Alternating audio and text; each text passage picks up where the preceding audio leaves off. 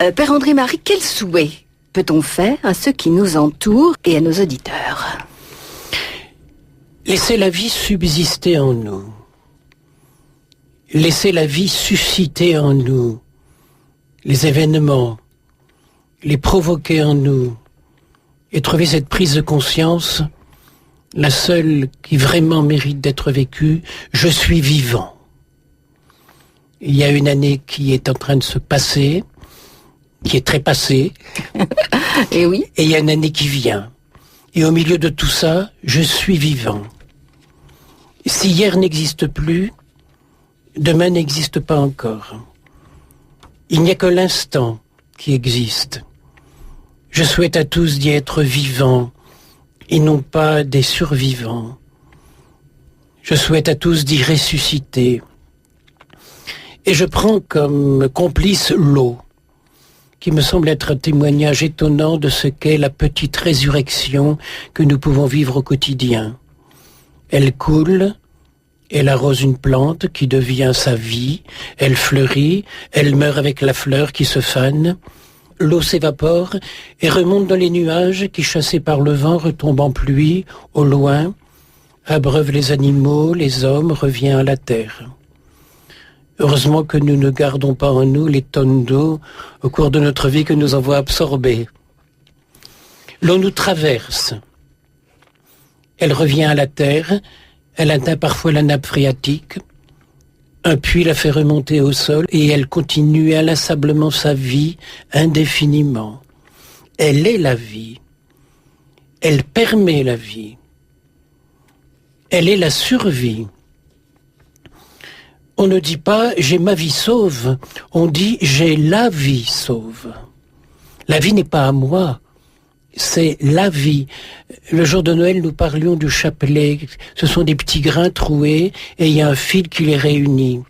Eh bien, la vie, c'est ce qui nous réunit tous, qui réunit nos matières chimiques et on devient des vivants. Eh oui. Et c'est ça, la vie. C'est le même air qu'on respire. C'est la même eau qui, depuis des siècles, a traversé les plantes, les corps humains, les vies, à chaque fois comme une surrection vitale, comme une résurrection de vie. Même nos larmes de désespoir, larmes d'amour, s'évaporent et s'en vont rejoindre les étoiles. Ne t'étonne pas.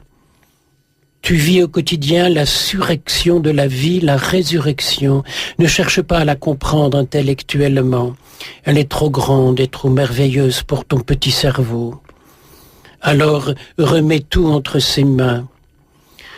Avoir entre ses mains, c'est tenir entre ses mains. C'est maintenant. Maintenir.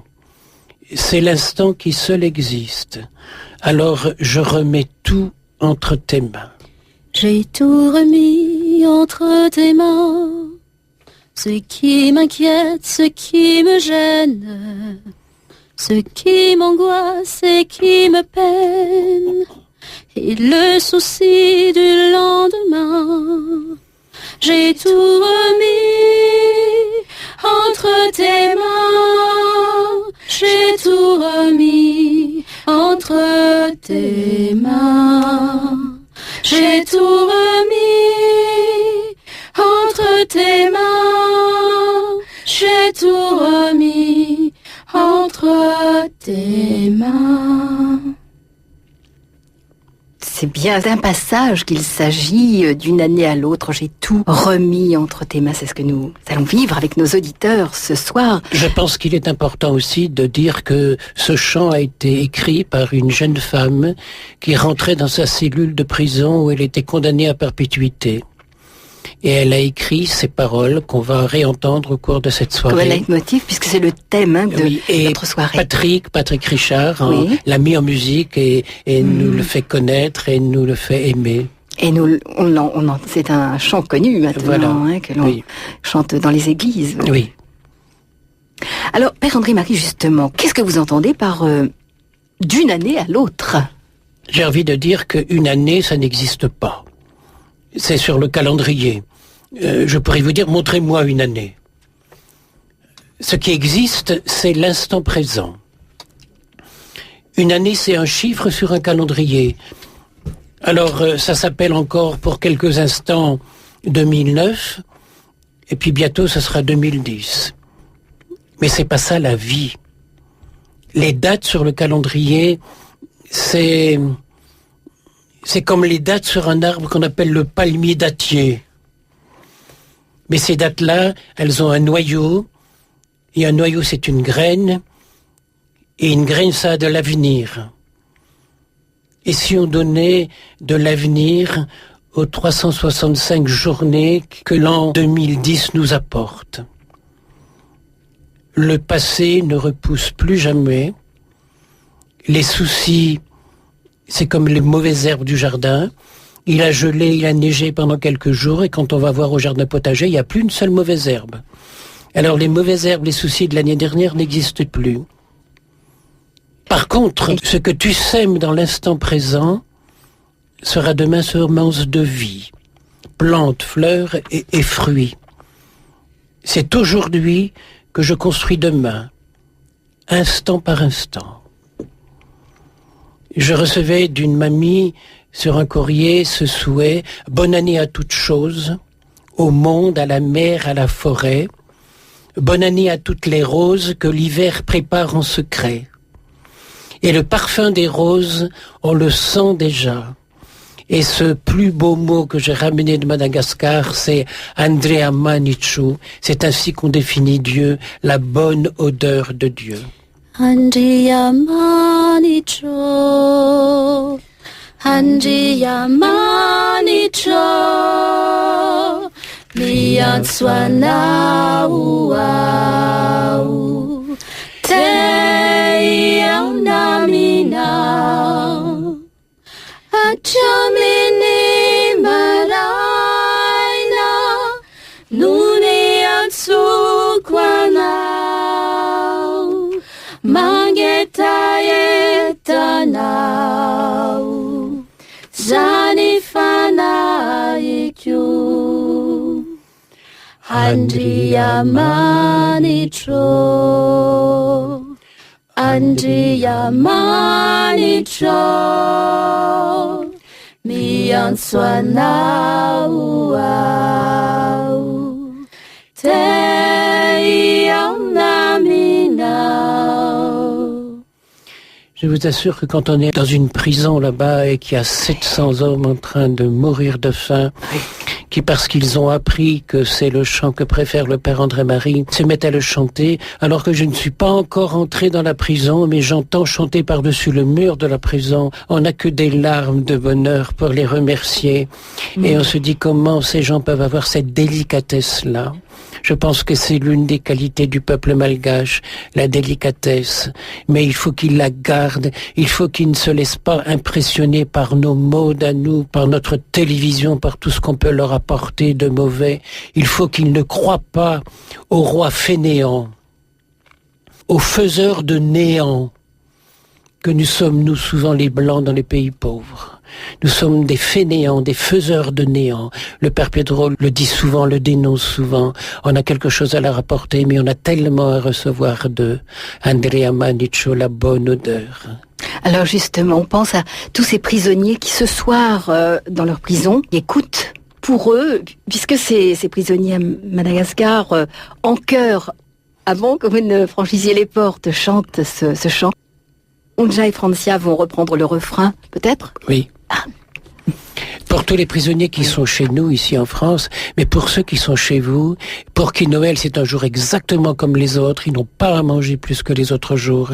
Depuis 6 heures du soir, ils sont enfermés dans leur cellule, à 200 par cellule. Ils ne peuvent même pas s'allonger tous. Et ils sont enfermés jusqu'à 7 heures, 8 heures du matin. C'est une horreur. Mais cette horreur, nous, on va la définir comme étant quand même la bonne odeur de Dieu. Andrea Manicho, Andrea Manicho, mian swana uau, te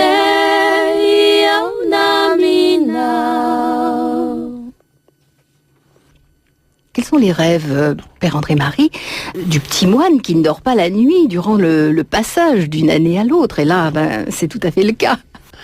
Puisque l'année allait se terminer, pourquoi ne pas, au cours de ces insomnies, tourner la page du passé et de toutes les paroles malveillantes, de tous les sourires narquois qu'on lui avait servis? Pourquoi ne pas les noyer dans le pardon et l'oubli?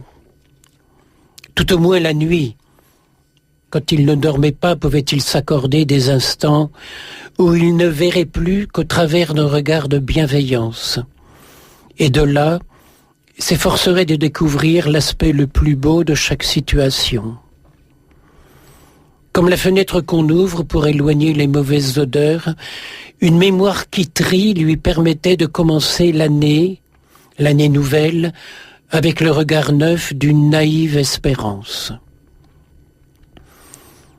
Comme avec son appareil de photo numérique qui lui permettait d'effacer les images floues ou mal cadrées et de les envoyer à la poubelle, il devait pouvoir éliminer tout souvenir désagréable et tout sentiment de rancune.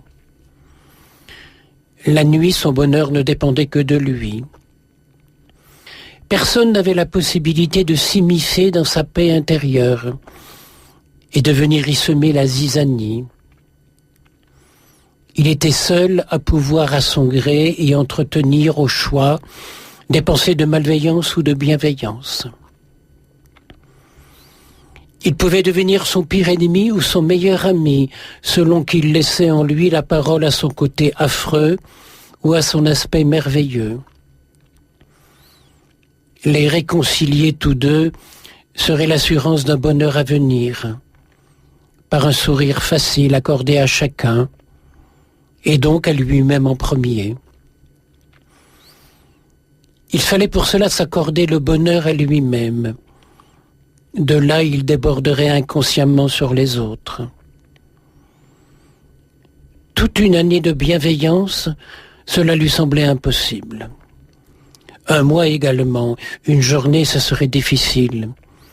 Mais un instant à la fois, qui s'ajoutant à un autre instant, une minute à la fois qui s'ajoutant à une autre minute, pourrait devenir un tout petit bonheur.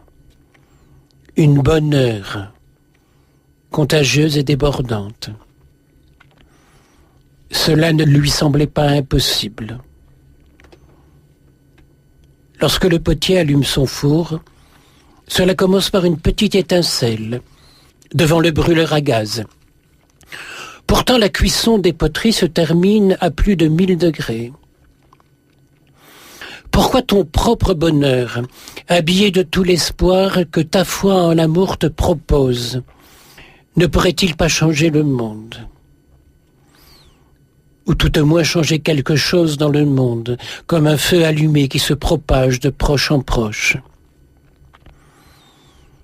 Bien sûr, cela est possible, mais il te faudra pour cela aller parfois à contre-courant des modes et des habitudes, des banalités décevantes de l'audiovisuel, des tendances. N'était-ce pas la seule façon de te respecter et d'oser être toi-même? Notre petit moine savait très bien qu'une graine enfouie dans le sol l'hiver pouvait devenir au printemps une plante, pouvait fleurir en été et donner ses fruits à l'automne. La vie est exubérance, pourquoi ne pas l'accueillir et l'accueillir comme telle, pour la laisser à sa guise s'épanouir à sa mesure. Le monde, avait dit Einstein, est un endroit parfois redoutable, non pas tant à cause de ceux qui font le mal, qu'à cause de ceux qui voient le mal et ne font rien pour l'empêcher. Empêcher. L'affreux lui souffla « De toute façon, tu peux faire si peu. » Mais le merveilleux lui rétorqua « Le peu que je fais n'est cependant pas rien. Je me dois de ne rater aucune occasion. » La machine était en route. L'étincelle allait jaillir et le feu s'allumer. Si le vent de l'esprit pouvait l'embraser. Je suis venu apporter le feu sur la terre, et comme je voudrais qu'il soit déjà allumé, nous avait dit Jésus dans l'Évangile. Ce n'était donc plus son problème. Il lui fallait lâcher prise, même à toute idée de réussite. Le peu qu'il pouvait faire n'étant cependant pas rien, dans quelques jours, il partait à Madagascar. Toute la tendresse qu'il sentait sourdre en lui serait employée à sauver quelques-uns des 50 000 enfants qui meurent de faim tous les jours. Les sourires qu'il verrait briller dans leurs yeux étaient sa récompense. Tout ce que tu fais au plus petit d'entre les miens, c'est à moi que tu le fais, avait dit Jésus. Le père Pedro, lui aussi, avait commencé tout seul. Il était maintenant entouré de centaines de collaborateurs. L'étincelle qui avait jailli avait engendré un véritable embrasement.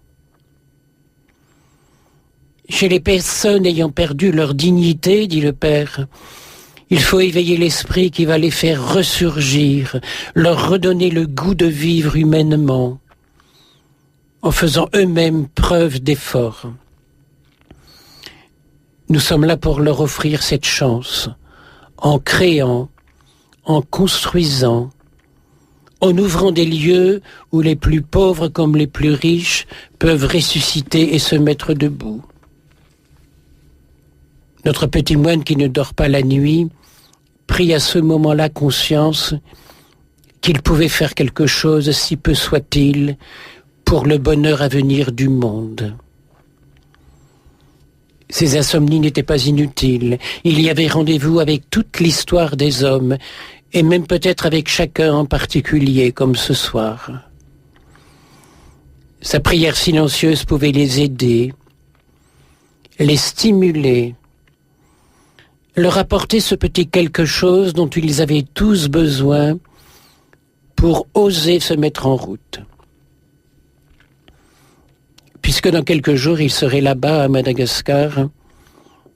Là-bas, grâce aux dons de ses amis, grâce à son travail, des sourires fleuriraient autour de lui dans des ventres moins creux. S'estomperait un peu la morne hébétude quotidienne de la quête d'un peu de riz pour les enfants le soir. Un énorme sentiment de gratitude l'étreignit. Oui, cette année, quelque chose dans le monde allait changer. Quelque chose d'heureux et de contagieux. Je veux chanter pour ceux qui ont dans leurs yeux quelque chose qui fait mal, avait chanté Michel Berger. Dans quelque temps, j'irai essuyer les larmes de leurs yeux, leur redonner un peu plus confiance en eux.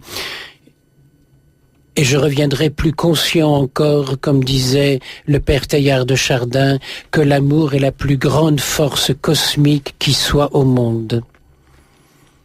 Et cette force, c'est l'amour en toi. À condition que tu veuilles bien laisser en toi passer cette bonne odeur de Dieu.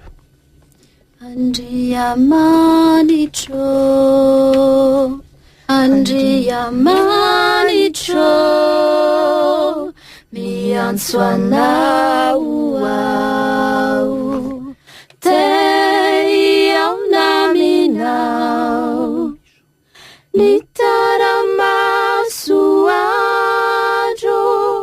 Anjasani maraina manochanu izani nufi anjasakwana Andiyamanicho Andiyamanicho mianswana uau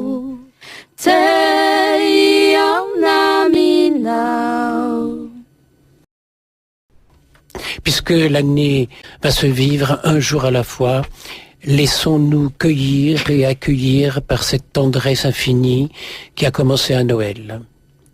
Mon Dieu, je t'aime, et je sais que tu m'aimes.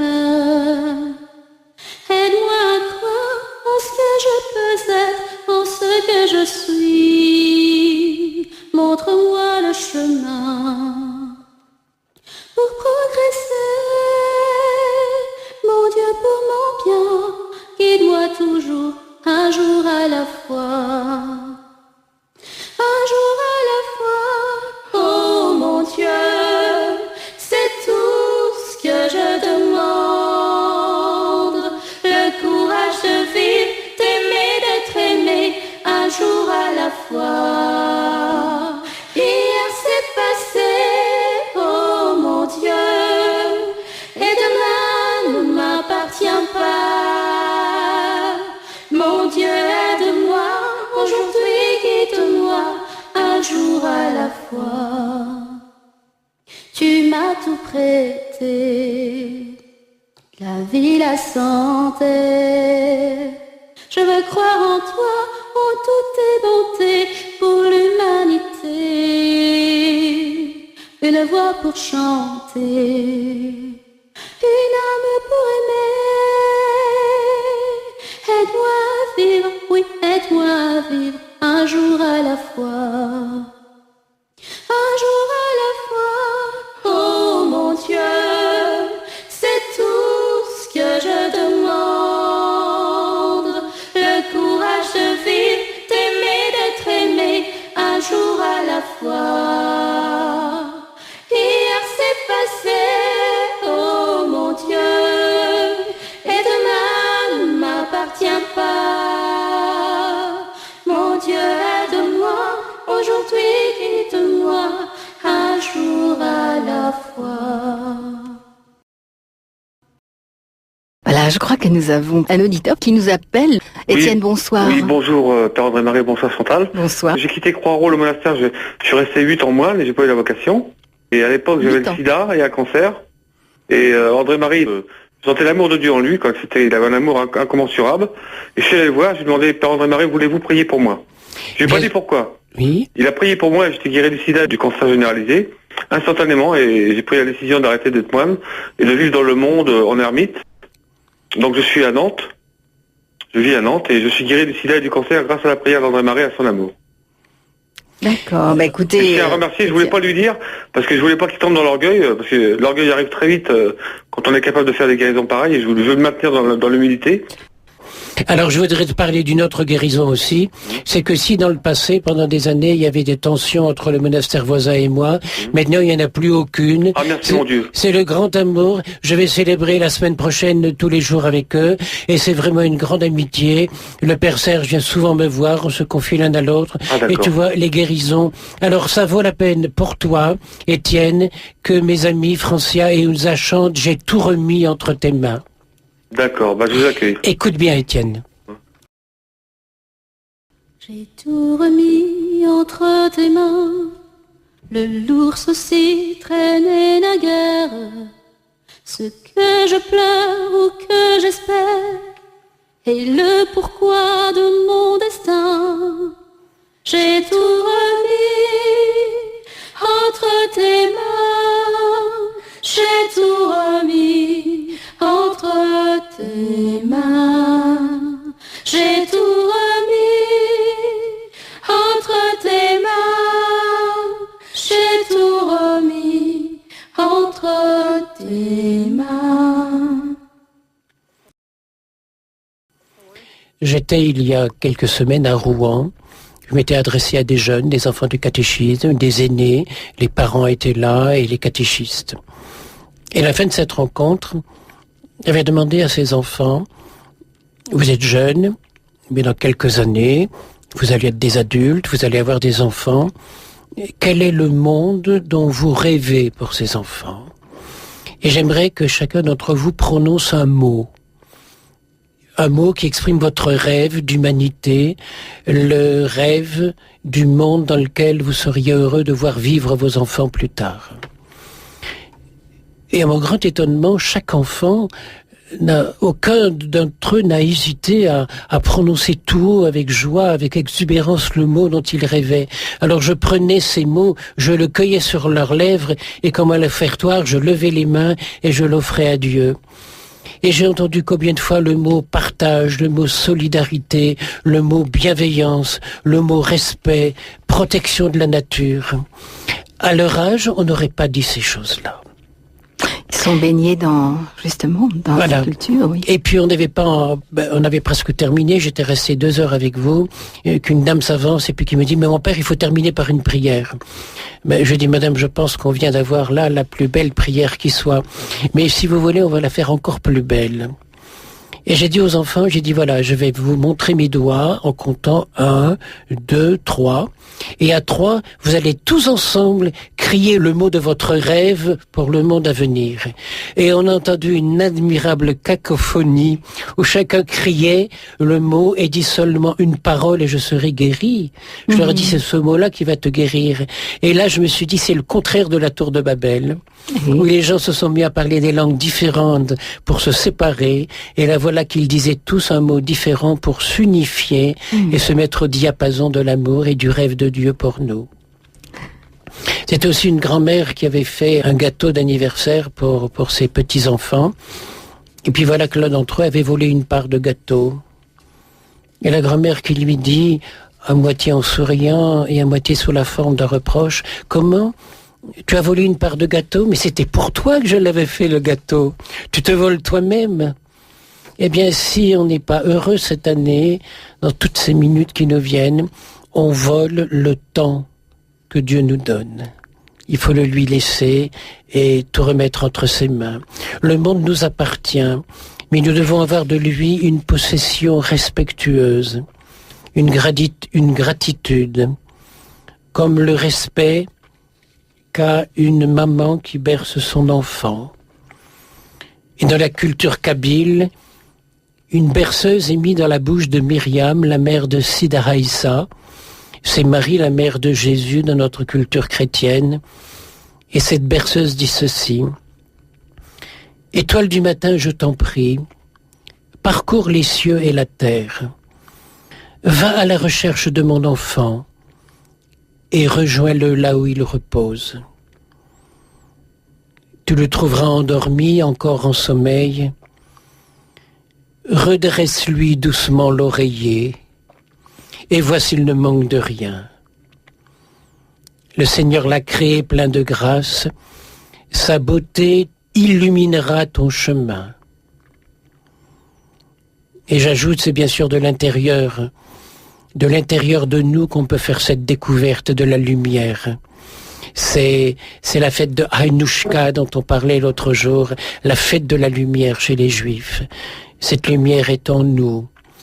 C'est cet homme, cet aveugle qui distribuait des torches le jour de la fête du jour de l'an. Et on lui dit, mais tu es aveugle toi et tu distribues des torches? Il dit, oui, je distribue la lumière extérieure. Mais moi, aveugle, j'ai la lumière à l'intérieur de moi. Merci, Père André-Marie. Alors, on va écouter Francia et Unja qui chantent. Voilà la traduction. Jésus est à la recherche de nouveaux ouvriers pour rebâtir et agrandir son royaume sur la terre. Alors, qui sera digne de travailler pour lui? Aujourd'hui, il nous invite tous à répondre à son appel.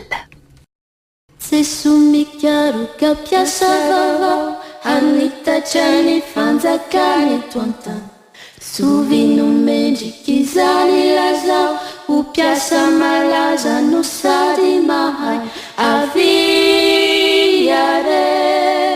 upiasa ni tumpu yanao aviare faizi yanabinani yasana nyandi de nyandi yansikizizao hamunzini yasatsimisipanao anisani vunu naveianao hamadikyabanyanambojania aviare upiasani tumpu yanao aviare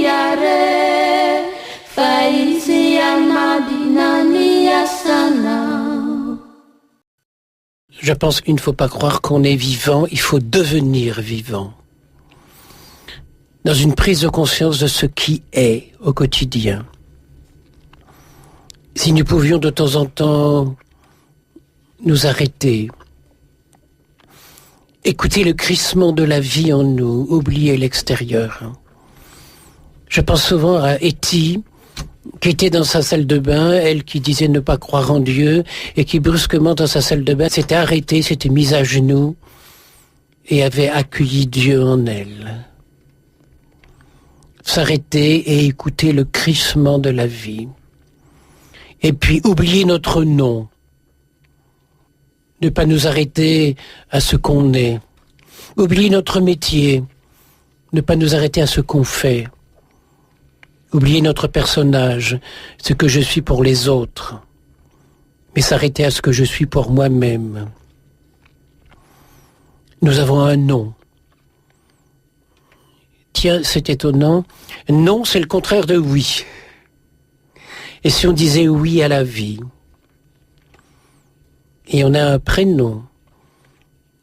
Le prénom pour chacun d'entre nous, c'est une histoire d'amour. Parce qu'il a été inventé pour nous par nos parents avant même que nous soient nés. Ils avaient déjà choisi pour nous. Avec amour, ils avaient... C'est une histoire d'amour, un prénom. Et d'ailleurs, les enfants s'appellent toujours par leur prénom.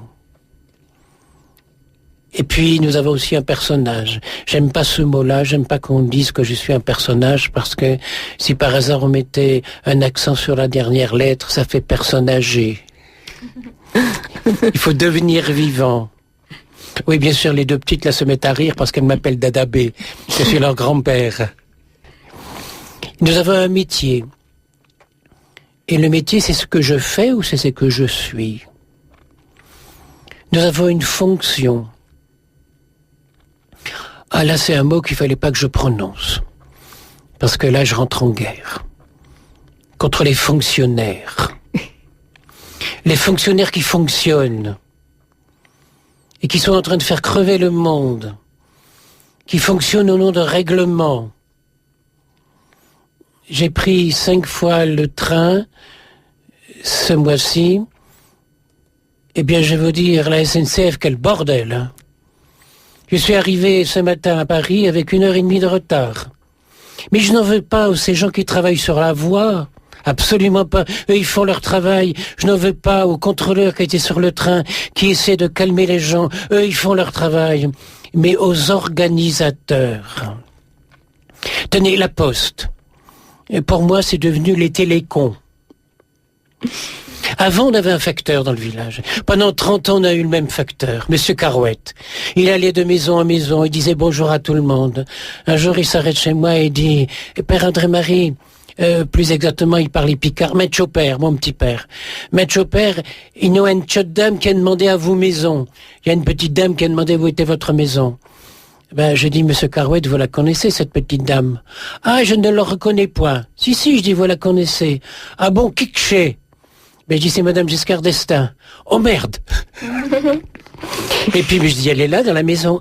Je peux le vire? Est-ce que je peux la voir? Alors j'ai entrebâillé un petit peu la porte. Et puis il a vu Madame Giscard d'Estaing. Il est allé raconter à tout le monde du village que Madame la Présidente était chez moi. Ça n'est pas grave. Mais à cette époque-là, on avait un facteur. On le connaissait. Et puis quand on avait un problème, on réglait ça avec lui. Le facteur, il allait chez les vieux et puis il disait, vous n'avez pas besoin de médicaments, vous n'avez pas besoin de ceci, vous n'avez pas besoin de cela. Et puis ça se passait très bien. C'était très convivial. Maintenant, on ne sait plus jamais à quelle heure va passer le facteur. Et puis c'est jamais le même. Alors on les aime bien, ils sont d'une discrétion, d'une serviabilité extraordinaire, mais c'est plus humain. Avant c'était humain. Maintenant on a supprimé l'humain, on a mis une fonction. Alors j'ai là un beau texte, il est très drôle, mais il est très triste, parce qu'il est très vrai. Je remercie Dominique qui me l'a envoyé.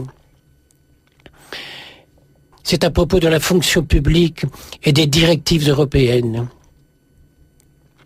En 2009, après Jésus-Christ, Dieu invite Noé et lui dit « Je suis venu te visiter, Noé, et je vais te faire une confidence. » Une fois encore, la terre est devenue invivable et surpeuplée. construis une arche et rassemble un couple de chaque être vivant, ainsi que quelques bons humains si tu en trouves.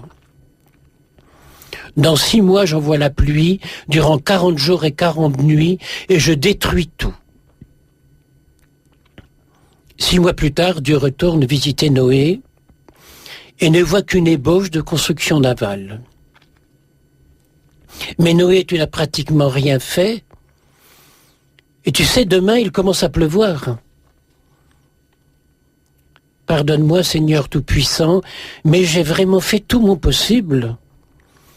Mais tu sais, depuis le premier déluge, les temps ont changé. J'ai bien essayé de bâtir l'arche, mais il faut un permis de construire. Et l'inspecteur me fait des ennuis au sujet du système d'alarme anti-incendie. Ensuite, mes voisins ont créé une association parce que la construction de l'échafaudage dans la cour viole le règlement de copropriété et obstrue leur vie. J'ai dû recourir à un conciliateur pour arriver à un accord et cela a demandé du temps. Et puis voilà que l'urbanisme m'a obligé à réaliser une étude de faisabilité et déposer un mémoire sur les coûts des travaux nécessaires pour transporter l'arche jusqu'à la mer. Pas moyen à ces fonctionnaires de leur faire comprendre que c'est la mer qui allait venir à nous. Ils ont refusé de me croire. J'aimerais aussi que tu saches, Seigneur, que la coupe du bois de construction navale s'est heurtée aux multiples associations pour la protection de l'environnement sous le triple motif que je contribuais à la déforestation. Deuxièmement, que mon autorisation donnée par les eaux et forêts n'avait pas de valeur aux yeux du ministère de l'Environnement. Et enfin, que cela détruisait l'habitat de plusieurs espèces animales. J'ai pourtant essayé de leur expliquer à ces fonctionnaires que, au contraire, c'était pour préserver ces espèces animales. Rien n'y a fait, m'a-t-on répondu, c'est le règlement. Et voilà, Seigneur, que j'avais à peine commencé à rassembler les couples d'animaux, que l'ASPA et le VVF me sont tombés sur le dos pour acte de cruauté envers des animaux, puisque je les soustrayais contre leur gré à leur milieu naturel et que je les enfermais dans des pièces trop exiguës. Ensuite, l'Agence gouvernementale pour le développement durable a exigé une étude de l'impact sur l'environnement de ce fameux déluge. Dans le même temps, je me débattais avec le ministère du Travail qui me reprochait de violer la législation en utilisant des travailleurs bénévoles. Je les avais embauchés car les syndicats m'avaient interdit d'employer mes propres enfants, disant que je ne devais employer que des travailleurs hautement qualifiés et dans tous les cas syndiqués. Enfin, Seigneur, le fisc a saisi tous mes avoirs, prétextant que je me préparais à fuir illégalement le pays, tandis que les douanes menaçaient de m'assigner devant les tribunaux pour tentative de franchissement de frontières en possession d'espèces protégées ou reconnues comme dangereuses. Aussi, pardonne-moi, Dieu Tout-Puissant, mais j'ai manqué de persévérance et j'ai abandonné ce projet. Aussitôt les nuages se sont dissipés. Un arc-en-ciel est apparu dans le ciel et le soleil s'est remis à luire. « Alors, Seigneur, tu renonces à détruire le monde ?» demanda Noé. « Inutile, répondit Dieu. L'administration française s'en charge. » Je le dis en riant, mais c'est malheureusement dans bien des cas une situation dans laquelle on se trouve. Et on s'y trouve souvent. J'ai un ami qui travaille dans une grande entreprise de travaux publics internationale et qui me disait dimanche dernier, quand j'arrive dans mon bureau, je commence à angoisser en fonction de ce qu'on me fait faire, de ce que je dois faire, de ce qu'on m'en demande de faire. C'est ignoble. Et je lui dis, mais comment arrives-tu à t'en sortir? Eh bien d'abord, me dit-il, je me dis que si je suis là, c'est que le bon Dieu l'a voulu. Donc là, j'ai ma place, qui consiste à faire le moins mal possible ce qu'on m'oblige à faire. Ensuite, quand j'arrive le matin à mon bureau, je ferme les yeux, je fais une prière et je mets un masque. Et je joue le rôle qu'on me demande de jouer le mieux possible. Mais avant de quitter mon bureau, je retire le masque et je retourne voir mon épouse et mes enfants. À l'heure actuelle, dans le monde, bien souvent, on ne peut plus choisir de faire le mieux, mais de faire le moins mal.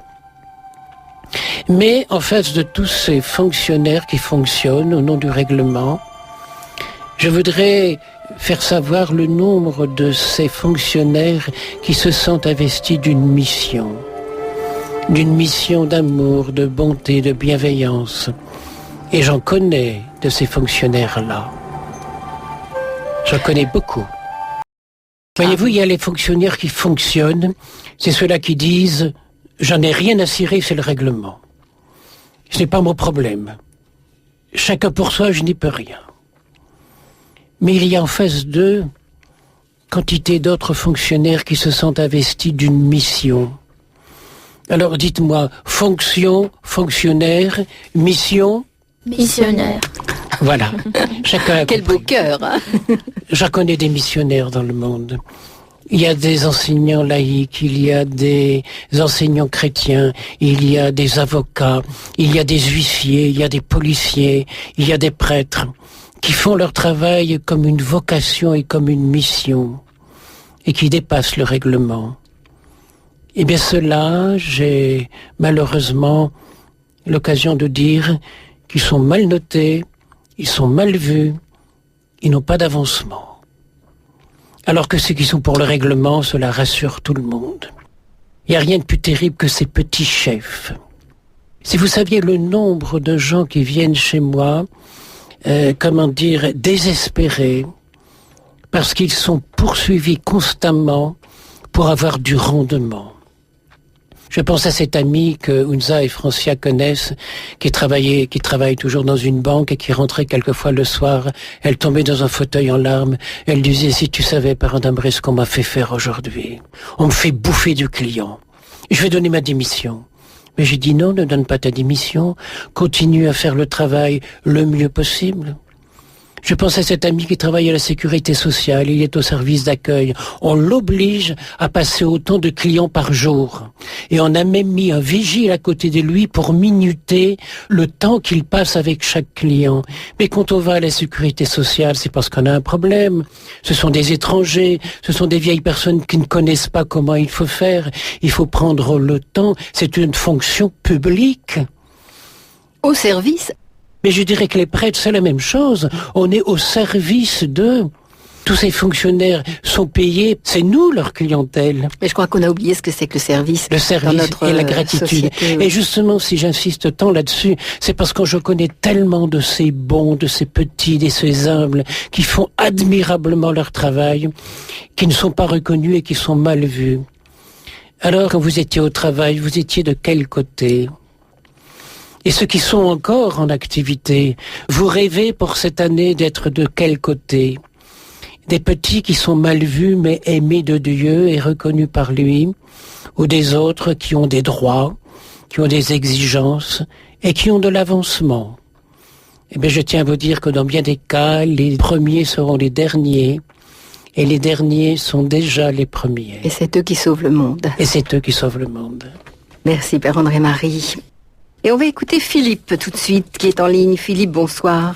Bonsoir Chantal, bonsoir Père André. Voilà une voix que je reconnais bien, parce que bien souvent tu m'appelles pour me lire ces textes que tu écris presque régulièrement, presque quotidiennement. Alors tu veux bien nous en lire un ? Oui, pour la bonne année. Merci. Ah bah voilà, À Philippe. tous les auditeurs. Pour tous les auditeurs. Alors Et on les vous écoute. auditrices. Voilà, vous écoutez ? Tout le monde écoute. On est très très nombreux. Par un soir d'hiver, par une journée de printemps, par un bel après-midi d'été, par un moment éphémère d'automne, par toutes les saisons, je te cherche dès que l'aube s'éveille, dès que le soleil disperse ses rayons, brillant de mille feux sur mon âme qui se réveille. Mais où est ta demeure ? Je pars à l'ouest, tu n'y es pas, ni même au sud, encore moins au nord. Alors je m'en vais l'âme pesante de ne plus pouvoir te trouver. Mais quand je sais que tu n'es plus là, qu'au fond de moi-même tout n'est que tristesse, c'est là que tu me tends la main Il suffit juste que je la prenne, alors je m'en remets à toi. Ainsi j'explose de joie, rien que le fait de savoir que tu m'aimes, malgré mes doutes, malgré mes peurs, malgré mes errements, car je suis qu'un pauvre pécheur qui sans toi se perd dans les méandres de ce monde. Ainsi, quand la neige d'hiver tombe, que le printemps fleurit les balcons, quand les amoureux s'aiment sous le soleil d'été, que le vent d'automne caresse légèrement nos fragiles corps, je te rends grâce du monde que tu as créé. Eh bien ça, Philippe, c'est la bonne odeur de Dieu. On va te le redire en malgache. Anjia manicho, Anjia manicho, mian swanau, te namina, nitani karankaina, humel uranau, ni fukumitaraina, fate aitana. Andia manicho, Andia manicho, mian swanau, te namina. Merci à toutes les deux, Francia et Hunza. Merci Philippe. Il avait été protestant, mais les fastes de l'orthodoxie l'ayant séduit, c'est à 3 doigts qu'il se signait devant les icônes. À la suite de son mariage, il était devenu catholique. Mais chaque fois, on l'avait accusé d'être renégat, alors que d'autres l'accueillaient avec les honneurs d'un converti qui avait enfin trouvé la vérité. Lui se disait qu'un jour, tous ceux qu'il continuait à considérer comme ses frères découvriraient bien qu'ils avaient le même Dieu et qu'ils étaient par lui tous aimés de la même façon. Mais ainsi ne sont pas les pensées des hommes qui se disent de Dieu. Ils collent des étiquettes sur les bocaux en regardant la forme du récipient plus que le contenu. Un grand dilemme se posa à lui lorsqu'il eut des enfants. Sous quel rite les faire baptiser? Celui de son propre baptême, de sa séduction à l'orthodoxie ou celui de la mère de ses enfants? Il décida de faire baptiser le premier selon ses racines protestantes, le second en vénérant les icônes et le troisième dans le catholicisme. Son étonnement fut grand en découvrant que tous les 3 étaient baptisés au nom du Père et du Fils et du Saint-Esprit. Il fut rejeté par tous, car pour chacun deux de ses enfants étaient des mécréants. Sans mot dire et sans dire mot, il subit les contradictions, les malédictions, les diffamations. On l'accusa même d'être de mauvaise foi. Lui restait fidèle à l'amour vécu dans la tolérance. Il savait bien qu'un jour, en arrivant là-haut, il aurait des comptes à rendre à l'amour, et si c'était à Dieu, aucun problème, il était le Dieu des uns et des autres, qu'ils étaient tous ses enfants, qu'il les aimait tous de la même façon, et qu'il écoutait toute leur gloire à Dieu. Souvent, il s'était posé la question, et Dieu dans tout ça? La réponse venait tout simplement, Dieu, c'est tout ça déguisé par les hommes.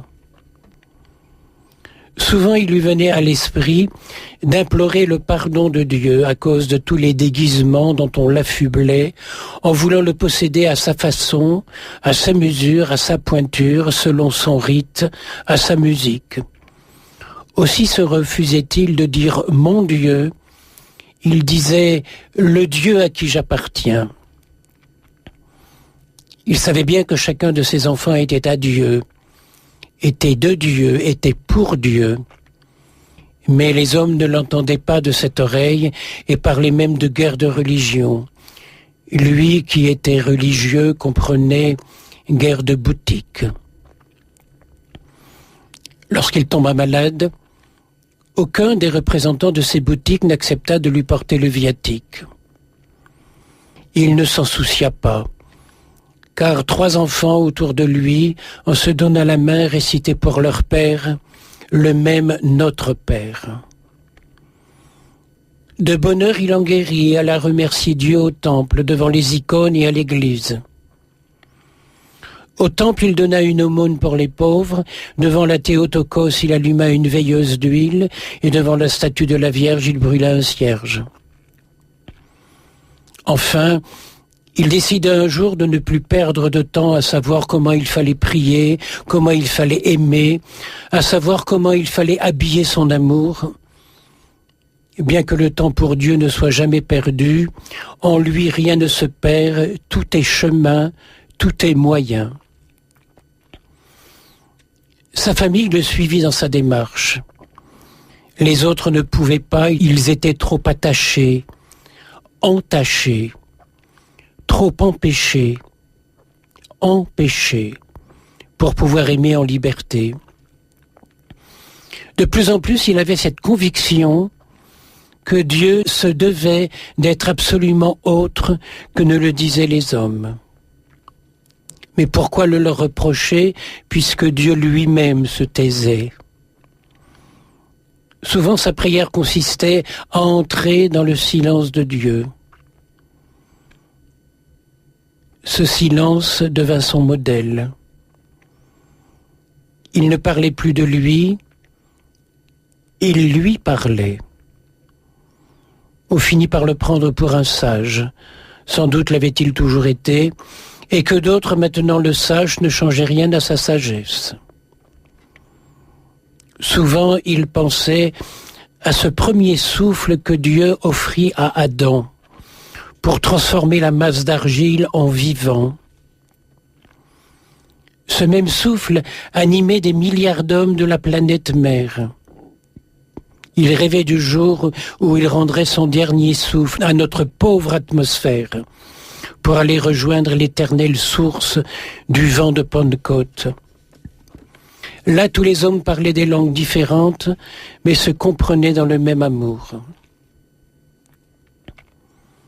Lorsqu'il se présenta à la porte du paradis, on lui demanda de quelle religion il était. Il ne sut que répondre, sinon qu'il était religieux. Et il osa questionner de quel rite est le paradis. Mais ici, il n'y a pas de rite, il n'y a que l'amour dans le respect de l'autre. Il s'étonna alors de voir 3 portes s'ouvrir, car les demeures sont nombreuses dans la maison du Père. Jetant un coup d'œil à l'intérieur, il découvrit qu'il n'y avait là ni icône, ni encens, ni bougie, ni statue, ni rite, ni protocole. Il n'y avait que l'amour, la lumière de l'amour vivant. Tous y étaient invités de la même façon, pour la même raison, la miséricorde du Père. C'était un paradis universel. Cela lui semblait trop beau. C'était presque aussi beau qu'à Assise, lorsque le pape Jean-Paul II avait réuni tous les chefs religieux représentant de 260 religions différentes. Il l'avait fait non pas pour discuter ou pour disputer de dogmes, car bien sûr chacun avait les siens avec la certitude qu'ils étaient les meilleurs, mais pour faire silence et cueillir ensemble le divin. Cependant, ce paradis ne le rassurait pas tout à fait. Discrètement, il rassembla quelques anges pour en savoir plus. Il avait choisi des anges mûrs qui avaient de l'expérience. Non pas de ces petits anges cupidons qui ne pensent qu'à compter fleurettes, mais de vieux anges gardiens. Ils savaient ce qui se passe sur la terre. Ils savaient, eux, toute la misère humaine. Ils connaissaient, eux, toutes les révoltes humaines. Ça doit être terrible d'être l'ange gardien de quelqu'un qui nie Dieu, qui fait le mal, qui se fait mal et qui en veut à Dieu. Il est un peu comme cet enfant qui, sans dire merci, reçoit un jouet de son père, s'en sert pour se frapper, se fait mal et finit par reprocher à son père la souffrance qu'il endure. Alors, à ses anges d'expérience, il posa discrètement la question. Dites-moi, tout bas bien sûr, si cela ne vous dérange pas de le proclamer à haute voix, j'aimerais bien savoir, si ce n'est pas un secret, dites-moi, et le bon Dieu, il est de quelle religion ? Tout étonnés, les plus anciens soulevèrent leurs ailes, comme nous soulevons les épaules. C'est quoi ça, une religion ? Mais au paradis, il n'y a pas de religion. Ici, la religion, c'est l'amour. Ici, on ne demande pas au bon Dieu de faire des grimaces de telle ou telle façon. Ici, c'est la liberté. L'amour n'est pas enfermé. Ici, on aime sans condition. Brusquement, un grand silence se fit à l'approche d'un ancien entouré d'angelots qui portaient des paquets. C'était l'ange distributeur d'auréoles. C'était comme à l'école la distribution des prix. À l'étonnement général, on lui remit une auréole bien plus grande et bien plus lumineuse que les autres. Timidement, presque un peu honteux, des applaudissements angéliques. C'est le bruit que font les anges en frappant leurs ailes les unes contre les autres. Il demanda une explication. « Vois-tu, mon enfant, lui confia l'ancien, le distributeur des prix, tu as été tour à tour catholique, protestant et orthodoxe. Tu as souffert des catholiques, des protestants et des orthodoxes, qui tous t'ont fait des reproches. Mais tu es passé au milieu de tout cela humblement, sans aucune critique pour qui que ce soit, et mieux encore respectueux des rites de chacun. Si cela a été facile pour toi, c'est parce que tu dépassais le rite pour aller voir Dieu qui se cachait derrière.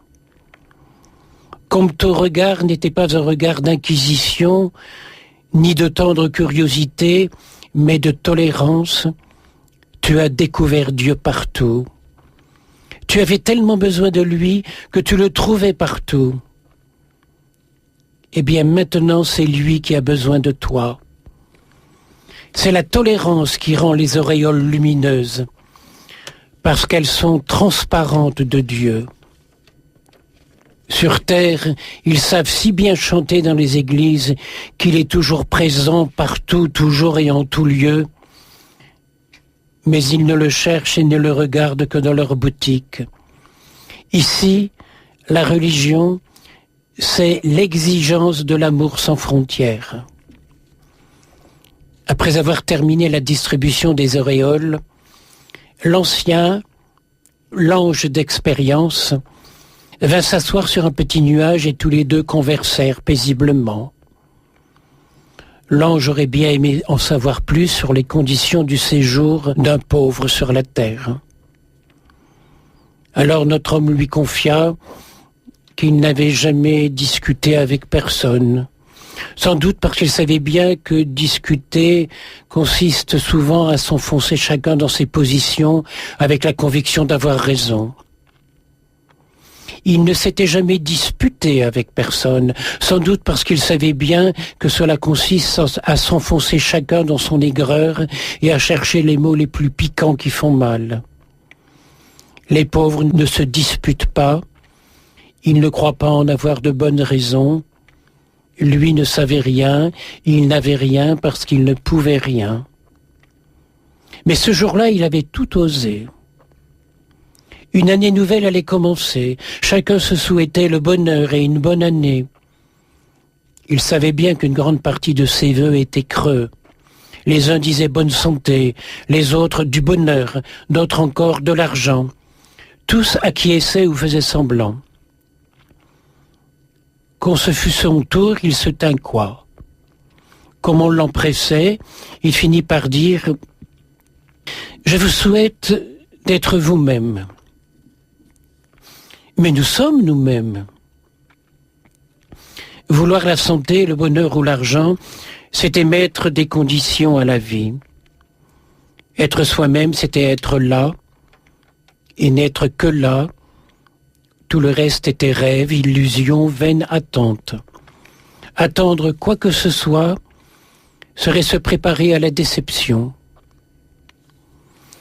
Comme on insistait pour lui demander des explications, des complications, il raisonna tout haut. Vous vous levez tôt, vous vous couchez tard, vous travaillez beaucoup pour gagner beaucoup d'argent en vous fatiguant. Comme récompense, puisque vous en avez les moyens, vous vous offrez de grands repas qui ruinent votre santé. Alors pour vous soigner, il vous faut encore perdre l'argent si péniblement gagné. Pour vous soigner, où sont donc vos souhaits de bonne santé, de bonne année, argent, bonheur? Vous gagnez, vous achetez, et il vous faut dépenser en assurance pour protéger ce que vous croyez posséder. En réponse, il n'eut pas que des sourires, car c'est souvent ce qu'on a le plus de mal à entendre, qu'on a le plus besoin d'entendre. Il savait, lui, qu'il ne perdrait rien cette année, il n'avait rien à perdre. Personne ne l'enviait, il n'avait rien à jalouser. Personne ne l'espionnait, il n'avait rien à cacher. Personne ne parlait de lui en mal, il n'avait rien dont on pût parler dans sa vie. Ne pas être jalousé, ne pas être envié, ne pas entendre dire de mal de soi, n'était-ce pas déjà le bonheur? Et voilà que c'étaient les autres qui le lui offraient. Les autres avec tous leurs soucis, leurs projets, leurs réussites jalousées, leur santé malade. S'ils lui prouvaient son bonheur, eux ne pouvaient pas être des méchants. Alors il se mit à les aimer de compassion. C'étaient eux les pauvres. C'étaient eux les soucieux. Lui souriait. Elle serait bonne cette année. L'ange distributeur d'auréoles piaffait de bonheur sur son petit nuage.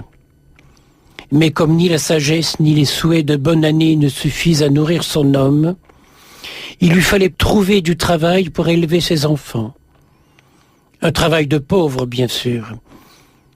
Dans une grande entreprise de relations humaines, on lui proposa le service général. Nettoyer les couloirs, vider les poubelles, nettoyer les WC. Bien sûr, il accepta la candidature. Donnez-nous votre adresse e-mail, que nous puissions vous envoyer votre contrat d'embauche. Je n'ai pas d'adresse e-mail, répondit-il. Dans ce cas, il nous est impossible de vous donner ce travail. Repoussé, rejeté, il y était habitué. Il quitta la grande entreprise de relations humaines qui généreusement l'aurait embauché. Achetant quelques légumes pour son repas du soir, il rentrait chez lui en traversant un quartier pauvre. « Voudriez-vous me vendre vos légumes? Les magasins sont fermés, lui supplia-t-on. Il accepta. Le bénéfice, si minime fût-il, lui permit le lendemain d'en acheter pour les revendre, d'en racheter encore et de les revendre encore. Bientôt un petit commerce naquit qui devint une petite entreprise, qui devint, dépassé par les événements, il dut prendre un comptable qui, voyant miroiter la bonne affaire, lui demanda son adresse e-mail de chef d'entreprise. « Je n'en ai pas, s'excusa-t-il, car si j'avais une adresse e-mail, dans une grande entreprise de communication humaine, je nettoierais les WC et viderais les poubelles. » « Il n'y a pas ici, répliqua le vieil ange, d'adresse e-mail. Il est peut-être plus facile à un petit de s'inventer des espoirs dans la vie qu'à un grand de subir les désespoirs de la vie. Bonne petite année à vous tous, année de bienveillance, de paix et de gratitude à la vie. Le Seigneur vous y attend au rendez-vous des relations humaines, le partage, la solidarité. Merci à tous ceux qui m'aident à aider le Père Pedro, à aimer, à guérir, à soigner, à enseigner, à bâtir l'avenir de toute une population malgache. Ils auront un jour au paradis une grande auréole transparente qui aura la bonne odeur de Dieu. Andria manicho, Andria manicho, miantswana uau, te yaunamina. Que ça sent bon. Ah oui, merci à tous les trois. Merci. Alors Père André-Marie, lorsqu'on fait ce pèlerinage intérieur, que découvre-t-on en soi-même? Qu'est-ce qui est important justement de découvrir en soi-même? La première chose qu'on découvre, c'est qu'on ne sait rien de soi. On a une tunique de peau qu'on voit un petit peu de l'extérieur, mais qu'est-ce qu'il y a à l'intérieur? On ne sait rien. On sent par exemple qu'on a un cœur qui bat. Tout à l'heure dans le train, je me disais, le cœur bat 26 ou 27 fois par minute. Au bout d'une heure, ça fait plus de 1500 fois. Au bout d'un jour, ça fait plus de 37 000 fois par jour. Et au bout d'une année, ça fait des millions de fois. Et bien, au cours de cette année qui est en train de s'écouler, au cours de l'année qui vient, des millions de fois notre cœur va battre, mais je lui demande rien, moi. Et il m'offre la vie. La vie s'offre à nous en permanence, sans arrêt. On a souvent parlé de la gratitude. Eh bien, la première chose qu'on découvre en soi, c'est qu'on n'est pas très gratifiant pour soi-même. Je crois qu'il y a en nous une part d'ingratitude. Si je pouvais circuler dans ma vie et puis m'arrêter de temps en temps, comme si tout semblait normal, découvrir le bonheur d'entrer dans cet espace de vie et d'y entrer avec un sentiment de gratitude. Et cet espace entre l'écorce et l'aubier. Je ne sais pas si vous savez ce que c'est qu'un arbre, mais Francia et Inouza connaissent mon chêne. C'était il y a 25 ans un petit arbre comme le petit doigt que j'ai planté. Et tous les jours, je vais le prendre dans mes bras. Tous les jours. L'année dernière, j'arrivais encore à croiser les doigts. Et maintenant, cet hiver, il a tellement grossi que mes doigts ne se touchent plus. Il est devenu plus gros que mes deux bras quand je l'enlace. Eh bien, la vie dans un arbre, c'est juste au contact de l'écorce. Parce que l'intérieur du bois, c'est mort. Ça n'est plus vivant, ça n'est plus qu'un conduit qui fait passer de la sève. Et le vivant, c'est entre l'écorce et le bois. Ça s'appelle l'aubier. Et c'est du bois qui n'est pas encore tout à fait fait. Il est en devenir. C'est du bois à venir. Et je me souviens de mon retour de Madagascar il y a 3 ans dans le village de Croix-Ros. Je rentrais chez moi et je vois un attroupement autour d'un arbre qui a été planté en l'an 2000, l'arbre de la liberté. Et quelqu'un, un mauvais sujet, pour faire mal, avait arraché une grande partie de l'écorce du tronc. Et il y avait là le maire du village, Madame Hénon, et puis le garde champêtre, et puis d'autres gens qui contemplaient cet arbre de la liberté qu'on avait planté en l'an 2000 et qui allait crever. Je fais arrêter la voiture, je descends, je dis qu'est-ce qui se passe? On me montre l'arbre. Et je dis écoutez, il n'y a qu'une solution. Vous enduisez cette plaie qui avait plus d'1 mètre, vous l'enduisez de bouse de vache, vous mettez un bandage tout autour, eh bien l'arbre est toujours vivant. Parce qu'il y a une partie de nous, l'aubier en nous, qui a besoin d'être considéré, qui a besoin d'être regardé, qui a besoin d'être respecté, qui a besoin d'être aimé. Si on pouvait remettre tout ça entre ses mains. J'ai tout remis entre tes mains, que ce soit la mort ou la vie, la santé ou la maladie, le commencement ou la fin, car tout est bien entre tes mains, car tout est bien entre tes mains, car tout est bien entre tes mains, car tout est bien entre tes mains. Et lorsque nous sommes entre ses mains, nous découvrons en nous cet espace de vie, fragile, ténu, sensible, cet espace vulnérable. Et là, nous oublions les tensions, nous faisons silence et nous pouvons adorer la présence. L'instant d'avant, nous étions sur le seuil. Là, nous entrons dedans. Tout remettre entre ses mains, les hic et les nunc, les ici et les maintenant. C'est le premier mot que j'ai appris au petit séminaire en faisant du latin, hic et nunc, ici et maintenant. Et j'ai aussi appris age quod agis, c'est la deuxième phrase, fais ce que tu fais. Quand j'avais 11 ans, en 6e, je ne comprenais pas, fais ce que tu fais. Maintenant, je comprends que c'est être présent dans l'instant, être immergé dedans, en présence de Dieu, le grand silencieux. Je peux entrer en relation avec lui, dans la solennité de l'instant. C'est cela, célébrer la vie.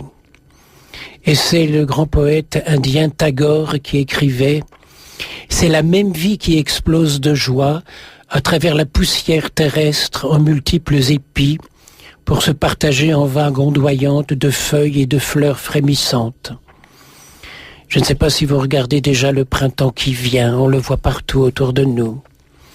Et Tagore continue, c'est la même vie que berce l'océan primordial, de la naissance à la mort, dans l'œuf et dans le flot.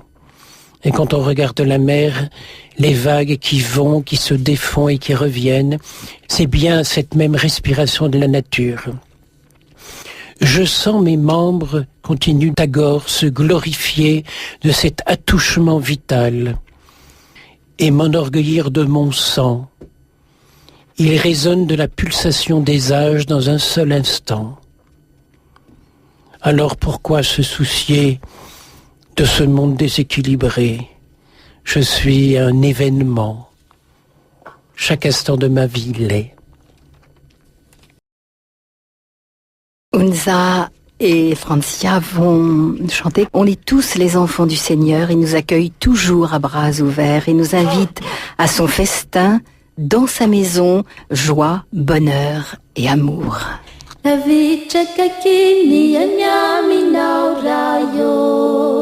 Favadi midana makawantanana nutazaku etu nilala nanefatu etitia eti kizu kizu mi fefe la tilu mireti simansi umbana ufali fali ravu mikyupa musarale ulumbo vunzi manangani fuku zefenu tuluku yara mifalya achanuni rayo miretarete nifaniriku katei chao chayezaka kutafiu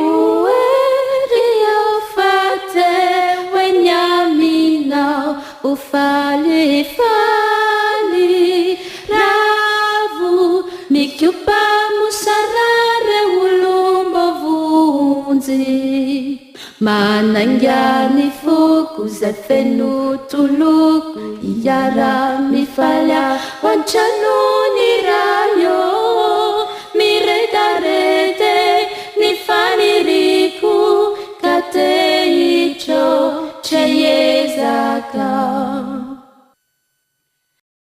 Père André-Marie, on arrive bientôt à la fin. Je voudrais vous demander, que pensez-vous de cette crise dont tout le monde parle?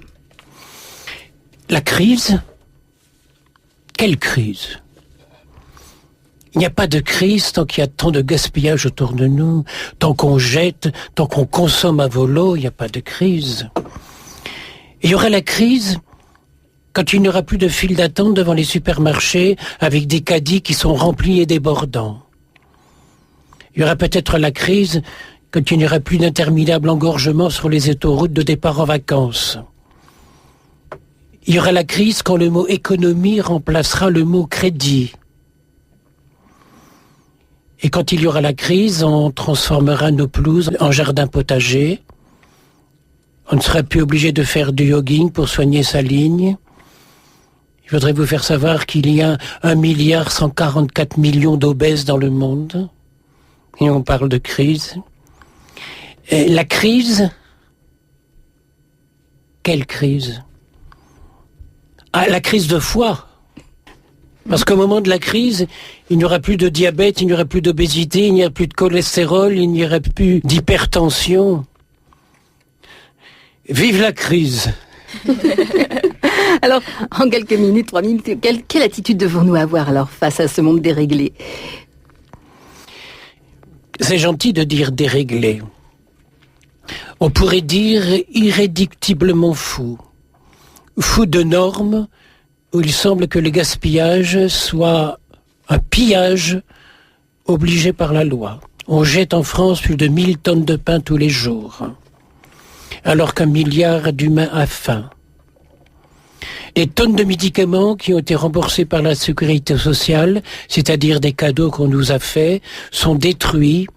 Et lorsqu'on pense qu'une partie de l'humanité en est complètement privée, je vais me retrouver dans quelque temps à Madagascar devant des dispensaires fermés parce qu'on ne leur envoie plus tous les médicaments qu'on détruit chez nous. Et on parlerait de crise, je pense que quelque part c'est monstrueux. Mais il faut arriver à avoir envie de faire une pirouette et de vivre tout cela malgré tout dans une bienveillance. Comme nous dit Jésus, quand vous entrez dans une maison, dites paix à cette maison. Et s'il y a là un ami de la paix ira sur lui. Et s'il n'y en a pas, la paix reviendra sur toi. Alors tout au cours de cette année, on sera tous les jours gagnants si on ose, et si on sait souhaiter le bonheur aux autres en le faisant passer par soi-même, dans sa volonté, dans sa supplication intérieure. Paix à cette maison. Pensez-vous qu'on puisse changer le monde alors? Est-ce qu'on a à changer le monde? Est-ce qu'on n'aurait pas à se changer soi-même? À tenter de changer quelque chose en soi? À changer le ton de sa voix? On entre sur un chemin. Quand on demandait à Graf Durkheim pourquoi il parlait si peu d'amour, parce que ça fait trop longtemps qu'on en parle, a-t-il répondu, sans le vivre. Et lorsqu'on en parle, tout le monde est rassuré, alors on s'endort. Ne pas être les abonnés absents, les somnolents de l'amour, voilà ce qui va changer le monde. L'humanité est enfermée dans une cage, soyons des enfants qui ont envie d'ouvrir la cage pour libérer la colombe. Grand merci, Père André-Marie. Pour nous tous, magnifique Noël. On tient à souhaiter un joyeux Noël à Madagascar. Je vais aller porter ce joyeux Noël de votre part.